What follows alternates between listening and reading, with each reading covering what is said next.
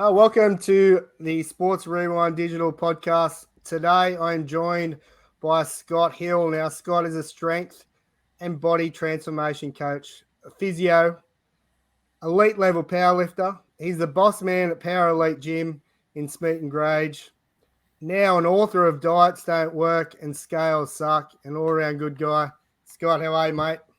Good. How are you? Thanks for having me on. Yeah, good, mate. Mate, quite a list to go through here. I started writing down bits and pieces earlier on, and I thought, wow, it's an all-in-one shop, the Power Elite Gym, isn't it? Yeah, it's a bit of a I call it a bitzer. You get a bit of everything. So where is Smeaton Grange, for those that don't know where that is? Southwest Sydney, out towards Narellan, Camden, Oran Park. It's just the industrial complex in that area. Yeah. All right, mate. How did you? Let's talk about your upbringing and how you got into the gym life, I guess, because it's pretty much everything now in your life. So where'd you grow up and how'd you get into the gym? Yeah, it's funny looking back. I grew up in Roos, a suburb about 25 minutes away from here, just southwest Sydney. Normal kind of suburban battlers, but anyway, it was always even going way back. I remember seeing a picture. I must have been 3 or something like that, and I was posing with my blow up Incredible Hulk. So I think it goes back a long way. But a normal kid, soccer, footy, all of that stuff. Then as a teen, got into squash, played elite level squash, all the way into men's in the early days when I was 18, 19. But that was slowly dying. And at about 16, I got into triathlons very briefly with a mate, but then I can't run to save my life. So cycling, I was decent at cycling. So I did that. And then I did physio at uni, of course. And around halfway through, squash was dying. Cycling was getting hard to put in all the hours. And in that whole time, I always liked the weights element of the elite development stuff I did for squash, the circuit room and the little bit of weights that I did. I do remember at about, I can't remember, 14, 15, parents got me the good old Kmart bench with 50 kilos of sand weights. And probably should have known back then. I remember I had it for about a month. And then I called Dad into my bedroom because I'd loaded the whole thing up, all of it, and thought I could bench it. I think to my dad's surprise, I did for like a few reps. He was a hard man to please, and it was like, oh, well, there you go. But that was still mucking around. And then I forget how it exactly happened, but I went to a small gym in Campbelltown, and to get better at leg work, like first cycling, there was a BMX champion there, and he did a lot of the explosive weights work. So I started with training there a little bit, and then I saw the owner do a natural bodybuilding comp, and that was in 1998. I would have been 19. And the penny just dropped. It was like, no, gym is it now. I quit squash. I quit cycling nearly on the spot. And 12 months later, I did my first natural bodybuilding comp in the juniors at the Sydney titles. And yeah, that's really how I got into the gym, and I did a lot of the bodybuilding. Always trained pretty much like a powerlifter. I just kept gravitating back to heavy, basic 5x5s. In a very bro bodybuilding gym was always looked at a bit oddly because they were all doing their workouts. And then that naturally progressed. A few of the older guys, I think when I got to about mid-20s, they just say, they were saying, look, Scotty, you go all right at bodybuilding. He says, but you're out lifting all the big, massive gas units in this gym, and you're half the size. It's like, I think you should get into powerlifting. And then I got into powerlifting, and then that was that. So powerlifting, mate, that's where I met you. So how old do you think you were when you started powerlifting? Early 20s? My first competition was I was 30. Trained probably like a rudimentary basic powerlifter from about 25. Yeah. Mainly because one, I liked lifting heavy, and but my body responded the best to it, even for the bodybuilding. I tried a lot of more traditional bodybuilding style, shorter rests and hypertrophy and time under tension and all different aspects, and none of it really yielded too much results for me except basic strength work. So I just stuck to that. Yeah.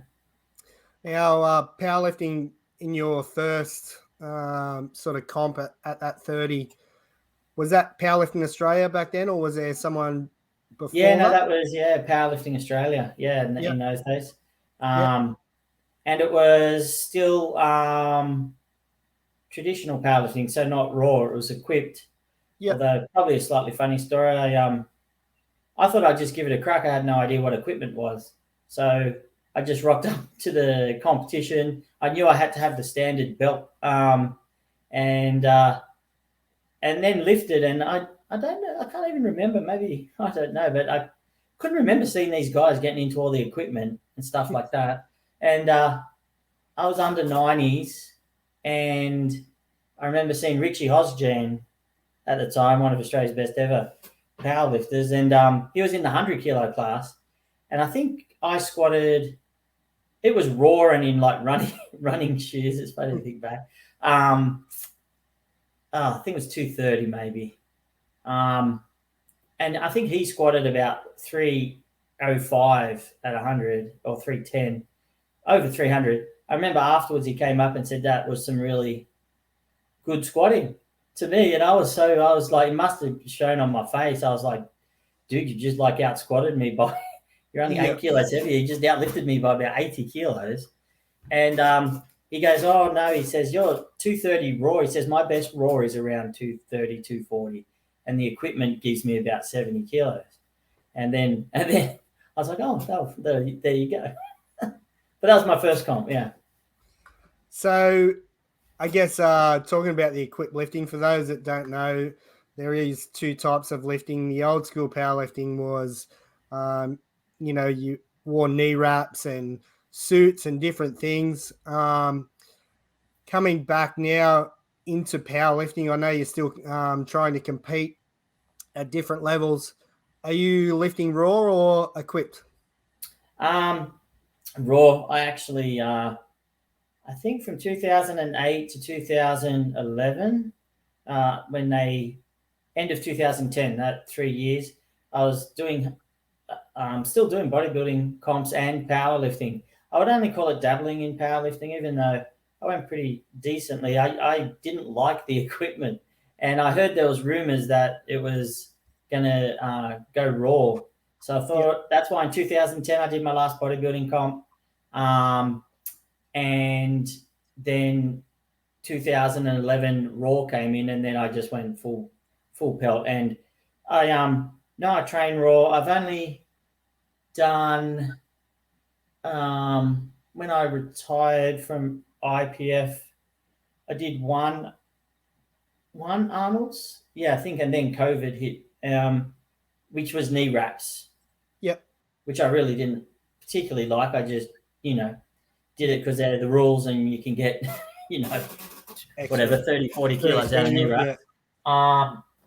And so that was it. Actually, funny. It's funny thinking back. I competed in bodybuilding in October 2010. And then for some reason, that would have been mid-October, there was a Bondi competition, last equipped one in Sydney, in Bondi, in December. And thought, whilst I was lighter, I dieted down to the under 80s. I'd come back up to about 84. I thought I'll just hold on and do the under 82.5 kilo class and try and break Richie Hosjan's 82.5 kilo squat record. And still spewing to this day. It was good. I did 278, went down, came up, and got 2 reds, 1 white. So it was like, just missed it. Just missed. Powerlifting, obviously, You've got plenty of powerlifters at your gym.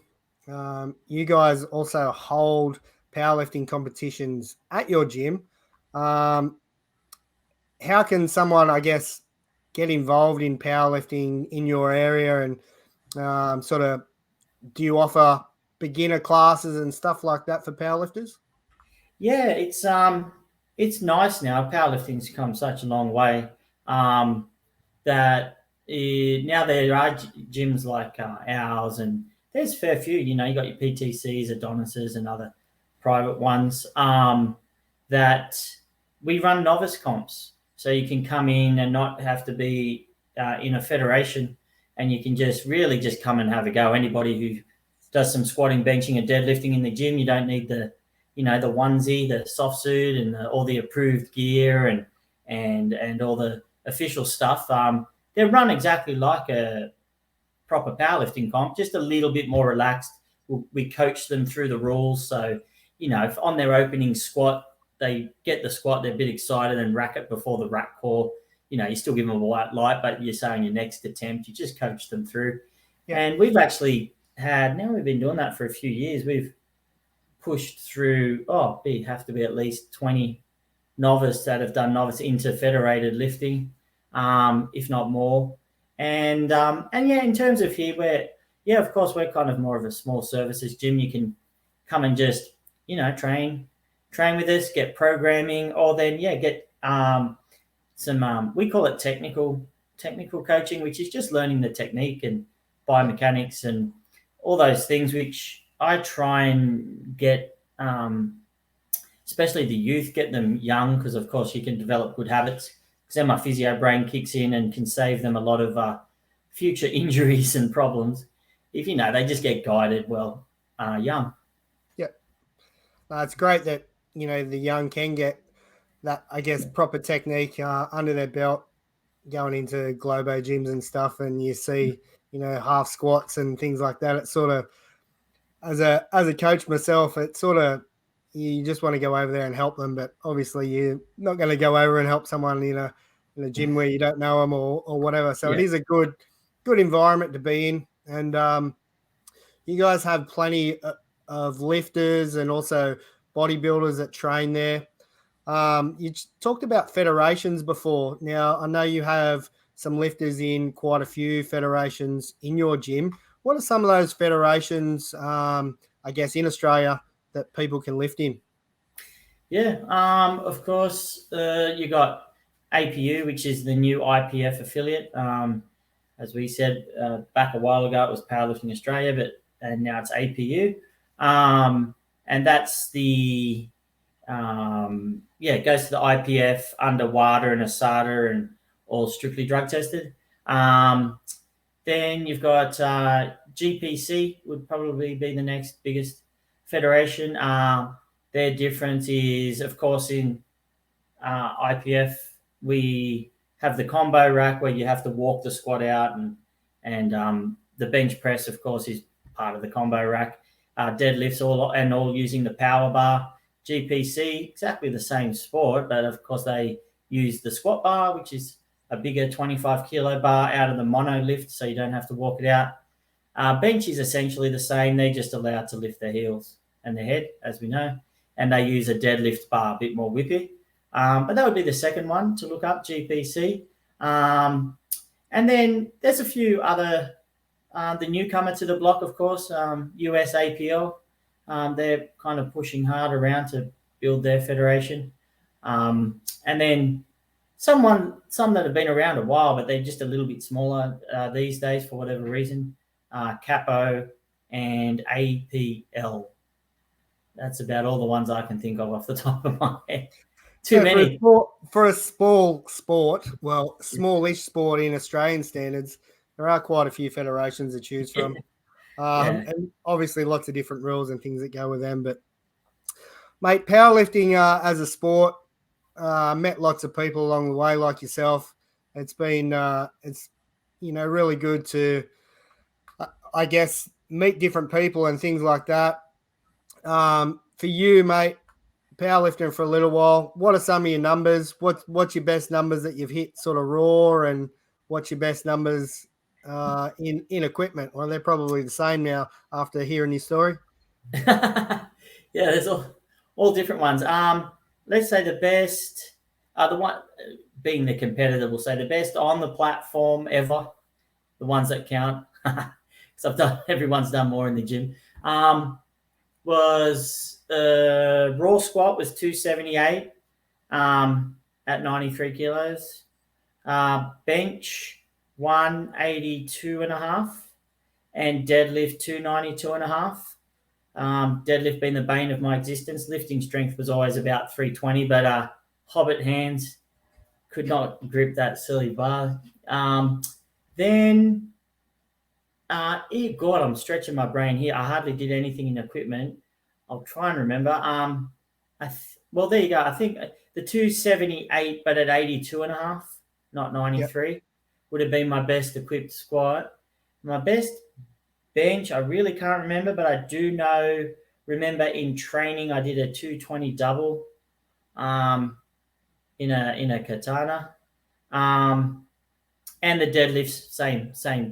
We'll ignore deadlifts; they're just annoying. But no, about the same because I was limited by my hands. And then in knee wraps, my best squat was 325. Nice. Yeah. So, still competing? What's the plans, mate? Are you gonna have another go somewhere else, or I kind of go with the flow now. COVID's, of course, was funny, threw everybody. I was hell-bent. I retired from IPF and then didn't know what I was going to do. I was just training and the gym, and I was just enjoying really having test days with the other lifters and mates because I'd done so many comps and all the different things. But then I realized about 8 weeks out from the Arnold's in 2019, because I rehabbed all through 2018. I've been very lucky. I've basically had no injuries my whole sporting life. This was a conjoined tendon, kind of where the abs meets the groin and all in that area. It tethered a little bit. It's like a sheet tendon, and then it split a little, and then you couldn't generate core pressure. It wasn't painful. I just couldn't stay tight in that squat. But anyway, that was 2018, and then 2019. Laura here, he's been a trainer here, little pocket rocket.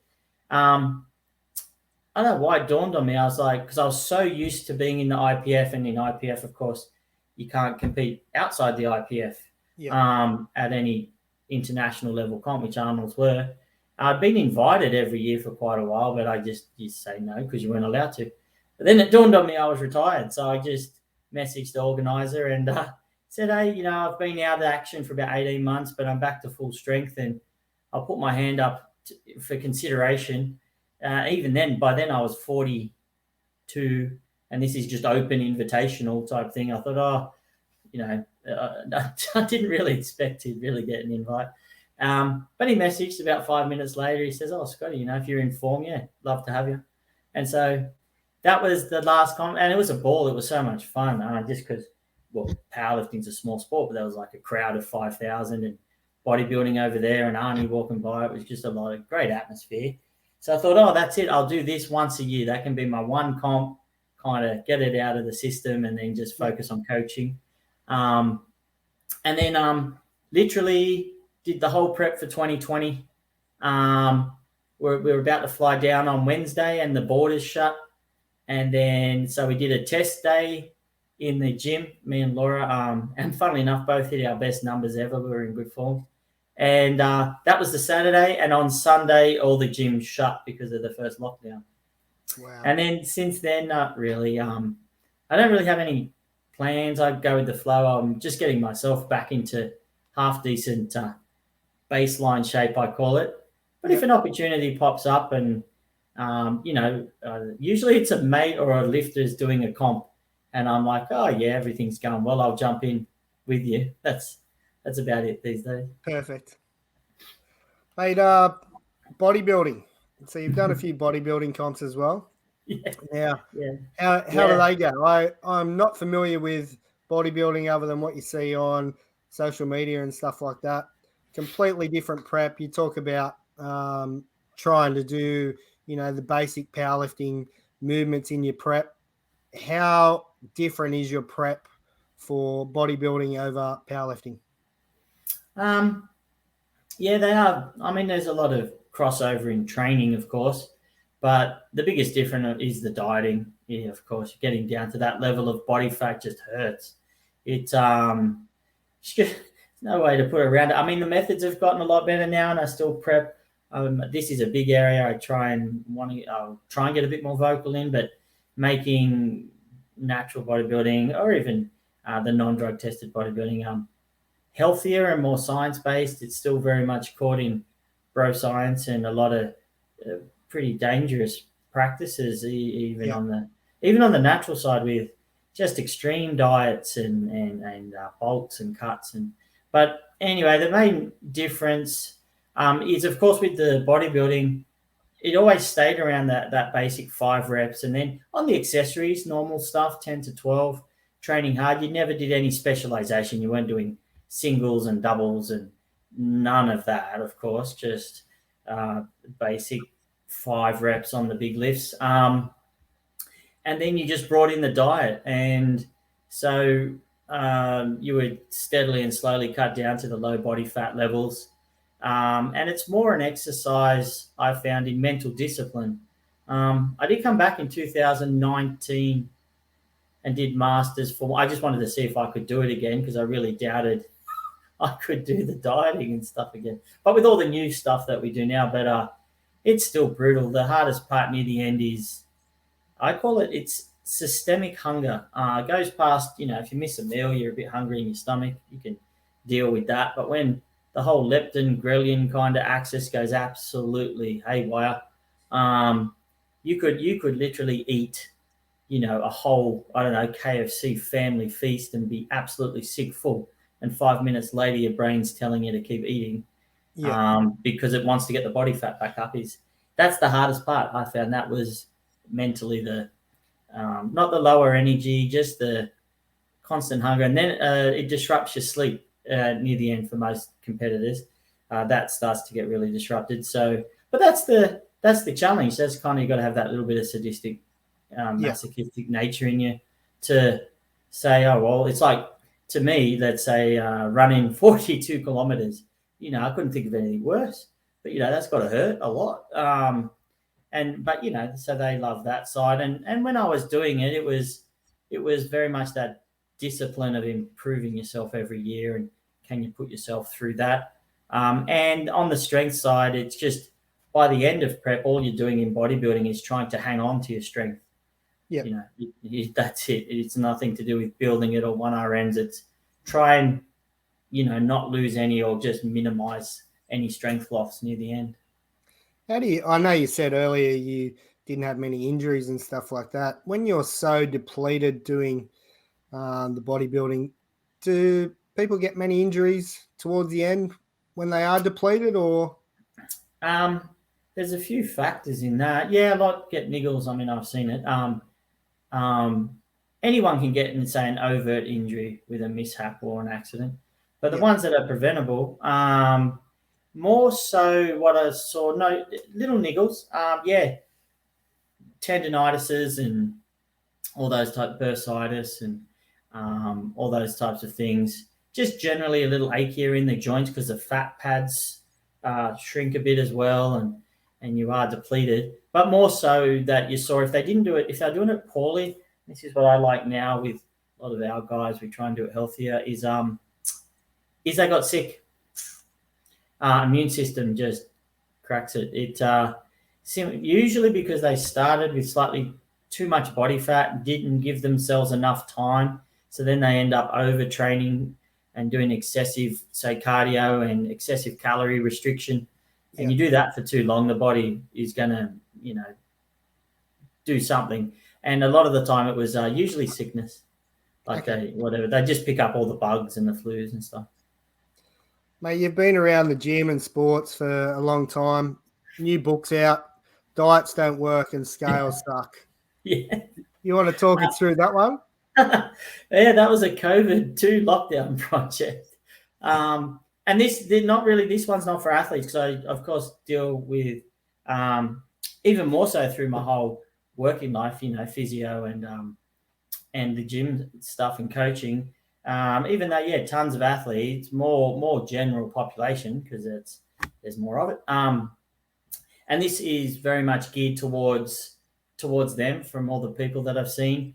And really, it was just because of people had been asking or just saying offhandedly, I should write a book when you've chatted to them. And I was stumped. I'm like, what am I going to write a book? Too science-minded. It was like, well, where do you want to know this knowledge? I'll give you a good reference to a book or to somebody that'll mentor you or something like that.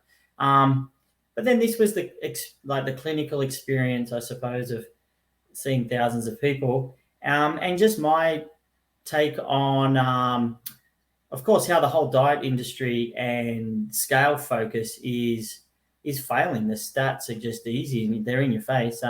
Rigid dieting, overly restrictive dieting, whatever you want to call it, cutting out a whole food group or just very strict, rigid meal plans, have over 3 years over a 95% failure rate. You're going to end up fatter than when you started. And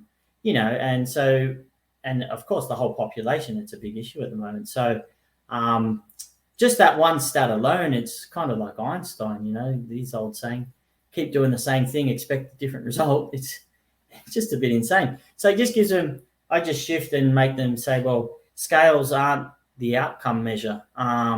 It's not about the scales dropping, of course. It's about getting down to a healthy lean body fat level. Because, of course, being in the powerlifting world, that's easy too, because a lot of the guys and girls can walk around with, lean bodies and visible abs, and technically they're overweight because of, muscle mass, which we all know is healthy. So, but, and that's how it was born. And then it was just how to practically apply the flexible principles of eating into real life. And I think it's about 21 chapters off the top of my head. Go back and look at it. But very short, easy to read. A good reader will get through it in 2 to 3 hours. Very practical and applicable just to day-to-day life. Makes you look at the whole topic of, I call it fat loss. I hate the word weight loss because then it denotes the scales again. But getting in shape, completely different to the norm, which is because the normal paradigm, they'll say, oh, I'm overweight, so I need to diet and cardio. And basically I just say, well, no, and no. Because if you rigidly diet, you're going to probably end up fatter than you are now. Nothing wrong with cardio, but you don't have to do cardio. You can, of course, do other forms of exercise that can even be potentially more beneficial. And no, you don't need to lose weight. You need to lose fat. Yeah. So it gets them off the scales. And then practical topics, emotional eating, stress eating, all the things that kind of impact normal general population when just trying to, balance life with trying to get into shape with all the normal stress that we have. Yep. Sounds good, mate. I'll leave a link down the bottom here in the notes, so if someone wants to grab a copy, they can. Now let's talk about the gym, Power Elite Gym. So we talked earlier and you said, you've got a pretty wide variety of clients that come. How, I guess, is there open hours or is it coached classes? What happens in the gym? Yeah, it's an evolving gym, I'll tell you the truth, because long story short, I never intended to open a gym overtly. It was just a run of events. It's in a complex with my sisters where there's cheerleading, dancing, gymnastics and things like that. And they had aerial arts in this area, in this space that I'm in now. And then they just disappeared, reneged on, just disappeared into thin air. And my sisters were subletting to them. So then, because it's family, and it was 2 weeks till the term started because they all work on the school terms with the dancing. Yeah. And bit of panic stations. And that was right at the peak of the time I was doing worlds and had my garage gym, and a few guys always were coming over. And I just said, maybe if I put my stuff from my garage in there and I can add a little bit more to it, have enough mates that would want to use it as a gym instead of going to a commercial gym. And the parents might want to do something when they're waiting. And that was it. Like 2 weeks, poof. And then just weirdly, just out of necessity. But I've been, of course, around the area and people knew of you in those circles. So then it kind of just gravitated itself.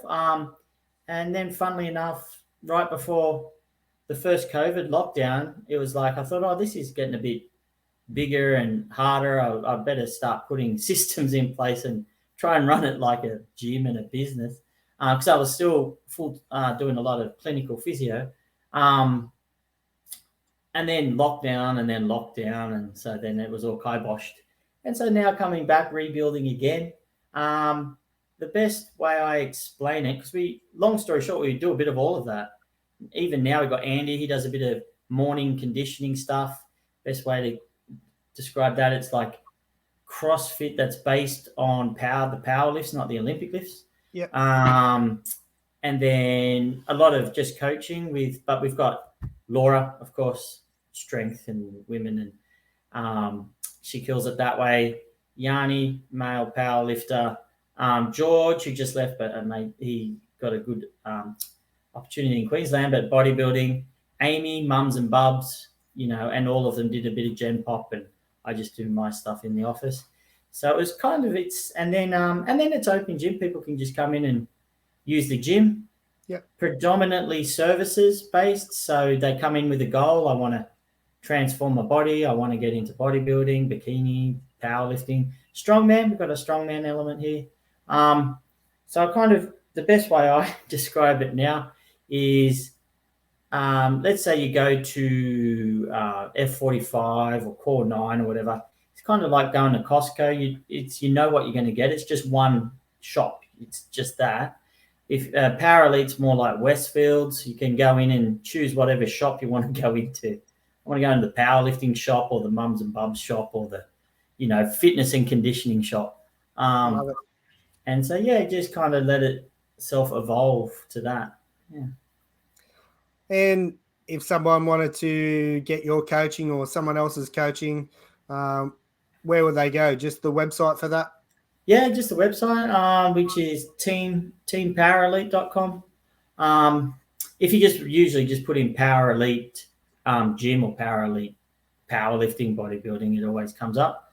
Or they can just email me, which is powerelitecoach@gmail.com. And then I can, it depends on what service. And then I always up for a chat for those types of things. And that's the difference here, I think, because I come at it from slightly different angle, which I realize now I'm getting more and more into the gym and less in the clinic world, from the health sciences perspective, not the fitness industry perspective. So very much person comes in, it's not kind of like, well, there's the service and I don't know, go for your life. Or it's very much have a chat and find out their goals, their issues, problems, what they're trying to achieve, and then come up kind of that clinical mindset and then try and give them the best solution for it. Yeah. He's still doing a bit of physio? A little bit. It's mainly, say, in-house and friends and family, not in the broader context of everything. But no, I still do keep those skills fresh and well, it's hard to actually say because it's kind of a bigger announcement will be coming soon. Can't really say it now until it's all official, but hopefully be able to kind of provide good physio service in the area for everybody, but then for athletes as well, to have a good strength physio in the southwest area that's dedicated to that. Yeah. Yep. Awesome, mate. Thanks for catching up. Anything else you want to tell everybody before we go? No, that's it. Usually I'm just good at answering questions. I don't know what to say on top of all of that. Just to say, I suppose if you're thinking about getting into anything strength-wise, powerlifting, wherever you are. If you're totally lost, just message me, and of course, you and I, we know stacks of people around Australia, around the world. So we can probably get you in contact with a good local powerlifting style gym or powerlifting coach that's local, because sometimes that can be a bit hidden. It's easy to find the Anytimes and the Club Limes, but sometimes there's a little golden, strength gym around the corner you never knew of. And so if you want to get into that, just find those little private gyms that are passionate about powerlifting or bodybuilding, and you'll probably get far better advice than in the big generic ones. Absolutely. Awesome, mate. Thanks for chatting, and we'll talk to you soon. No worries. It's good to catch up.